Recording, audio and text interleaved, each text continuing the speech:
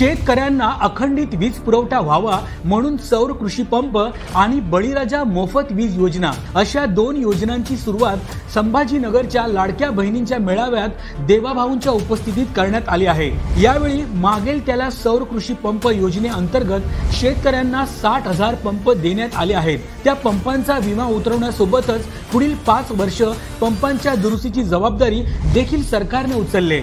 छत्रपती संभाजीनगरमध्ये सर्वाधिक सौर कृषी पंप लावण्यात आले आहेत। येत्या 18 महिन्यात शेतकऱ्यांची सर्व वीज सौर ऊर्जेच्या माध्यमातून येणार असून शेतकऱ्यांसाठी स्वतःची वीज कंपनी स्थापन करणारे महाराष्ट्र हे देशातील पहिले राज्य ठरले आहे। देवाभाऊंच्या राज्यात वेगवान निर्णय आणि घडतोय समृद्ध महाराष्ट्र।